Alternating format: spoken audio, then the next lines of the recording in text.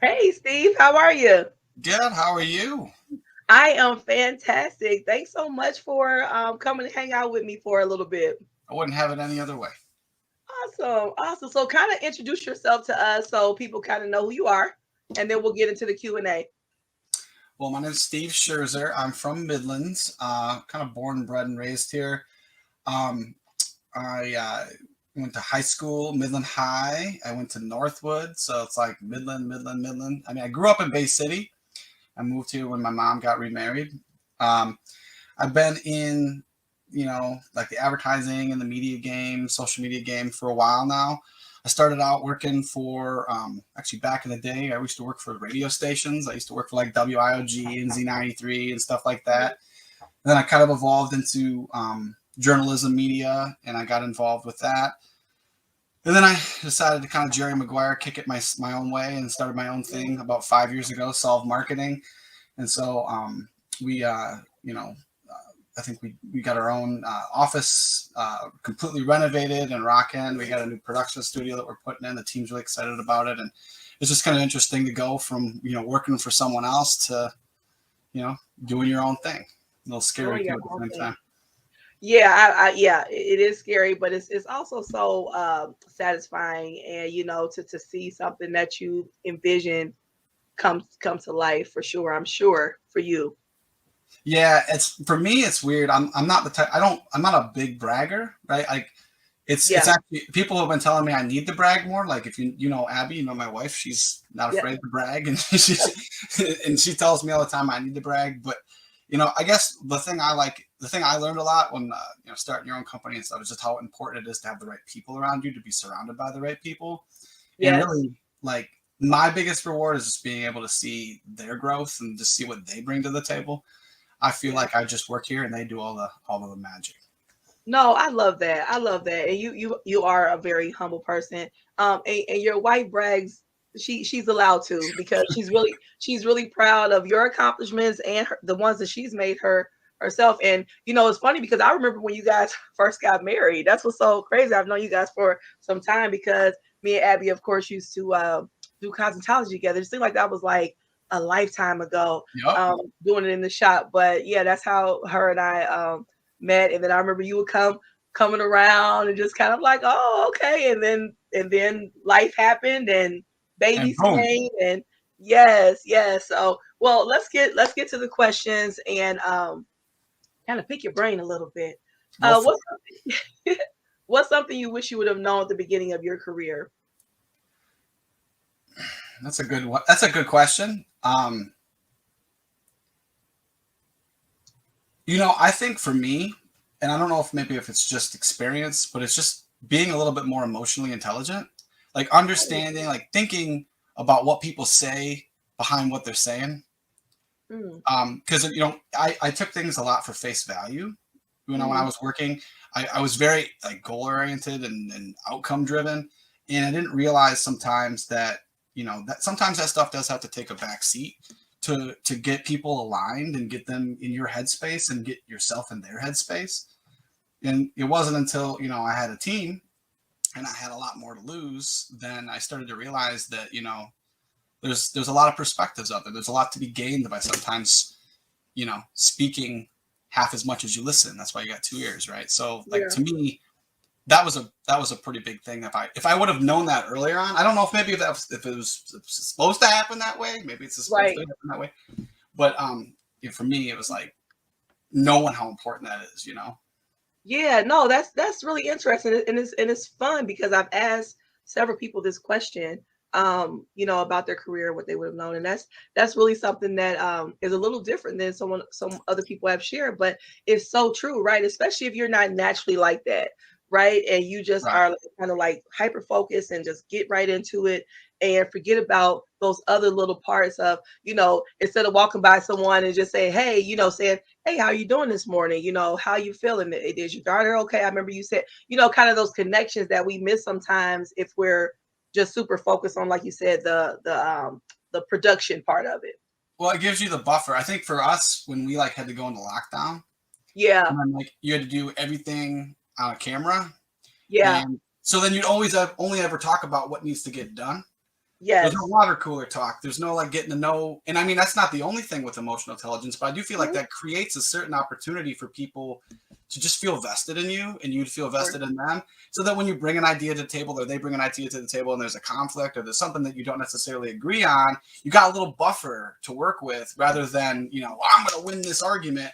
And I think that it kind of sucked when there was a lockdown like that is I think it took a lot of that opportunity to, say, hey, did you see that movie or whatever? And like, that energy in that room is, I think, so important It is. when you got conflicting ideas. The only thing I think that really brings it back to zero is energy.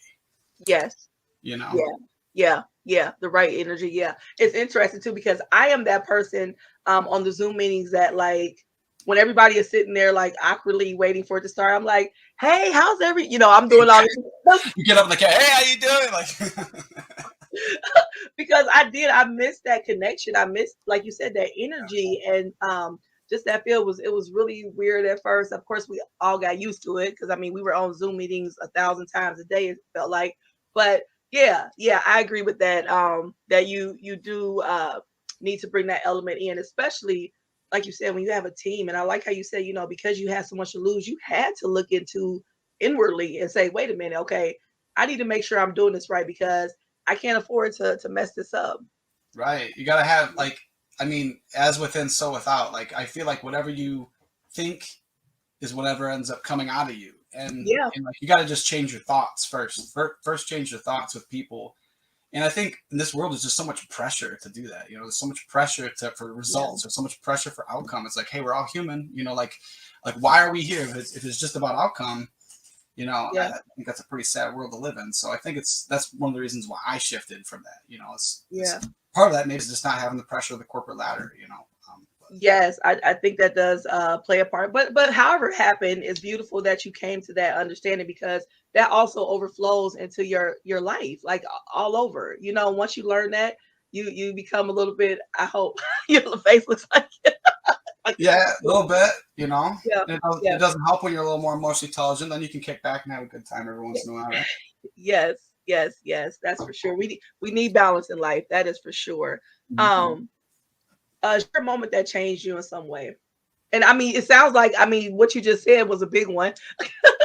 Right. Well, and, if you want to think about like from a moment, and Abby will appreciate this because I'll bring her up in this. My wife. Yeah. When I first started dating Abby, and I was in college, I worked at Radio Shack. It was kind of funny, like, Mhm. and I just like sold stuff and like paid you. It was like a really kind of a. It wasn't a great job. It was really just like, what did you do for me today? Everything was Yeah. commission based. And Yeah. I remember when I was decent at selling, so they would just keep putting me in these stores. They would put me Yeah. in one store that was just doing horrible, and I would bring it up and I would do well. The next thing, they moved me to another store. Moved Yeah. me to another Yeah. store. I was living in like Cullin at the time, and they had me driving to Mhm. Bridgeport Oh wow. to go to work every day. And Yeah. and that was after I went to Midland, after I went to Bay City, after I went to Saginaw, and then now they got me in Bridgeport. Then I found out that all the management got bonused on how much growth each one of these places. Right. And Right. for me, it was like I kind of was like thinking to myself, here I give myself to a place. I work really really hard. I'm producing, but I felt very used, Yeah. and so for me, it really changed me because it did make me a little bit more cautious. But Abby just basically said, "What are you doing? You're better than that." She like she looks in the bright sides of people, and she really tries to lift She you up. And does. she said, She does. "You just need to quit." And she's like, "Get like this is back like when we first got together, so like Yeah. looking at a newspaper. Who does that now? She looks at a newspaper. She says, "You should go apply here. Yeah. Just do it. Yeah. Just do it. Do it." And I did it. And actually, I quit and I went to a completely different career direction. I tried something completely different, even though I knew I was good at something and I was in college. And it ended Yeah. up actually getting me to find myself because she made me realize that you got to know when people are taking advantage of you, and you got to know what your own self worth is. Yes, yes. And it's so interesting because sometimes we do need that nudge, right? We need that nudge because I think most of us can share a story of where we stay somewhere way longer than we should have. And not only in career wise, I mean, but just relationships or whatever, where Right. people you stay too long. Yeah. You want to feel valued where you're at, but a Yeah. lot of times like you're your own worst enemy. You'll stick in a bad situation just because you don't know any better, or maybe you're afraid to face something. Yeah. So it is great to have people in your corner that are just like, Abby just put her foot in my butt and said, "Get out. Yeah. You're doing it." That It was sounds good. about It was, right. it was fantastic. It was one of the best things that happened to me, quite frankly. No, we all need that. And that's what I talk about balance. Sometimes it's certain things that we have that or don't have that the other person does have and vice versa. And we need that sometimes where someone will say and see you, right? She saw you. She knew you were worth more and she had enough nerve to tell you and support that decision, afterwards. And so that's a beautiful thing. Yeah. And that's what they talk about a helpmate. You need that sometimes. So another question that I would ask you is if you could meet someone from the past or present, who would it be? It's not as much of a person, like a little bit about where I come. Like my brain is really different because like I Yeah. think Yeah. I have a creative side of my brain where I love music. I got music behind me. Like Yeah. I'm in my basement room. That's like if you were to look at my basement, it's like gloomy and scary. And I'm like, oh, this is the place where I'm gonna play music. Let's make it nice. Like Yeah. I like Yeah. my priorities are out of whack there. And then like you got the other side of my brain that's like more like on the like I don't know nerdy intellectual. Like I don't even want to say intellectual. That sounds kind of narcissistic, but more like into the Well, numbers, into the data, right? well, And so yeah. like Yeah. and for me, I don't know. When I think about people that I'd want to meet, it's Yeah. more on the art side, like people that have like a perspective. So I think of Mm, like like artists or something. Like it's gonna sound weird like to all my music friends, but like someone like Jimi Hendrix, for example, like would have been yeah. fantastic for me to meet because I kind of look at someone like that as against the grain in every possible way, Yeah. uh, Yeah.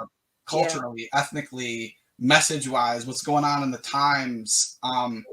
He didn't want to identify with any one particular thing because he just wanted, everyone to be together, peace and love. So like Yeah. maybe I guess that would be the answer. I mean, if I was to really think, Okay. you let Yeah. me talk Yeah. enough in circles to get to my point.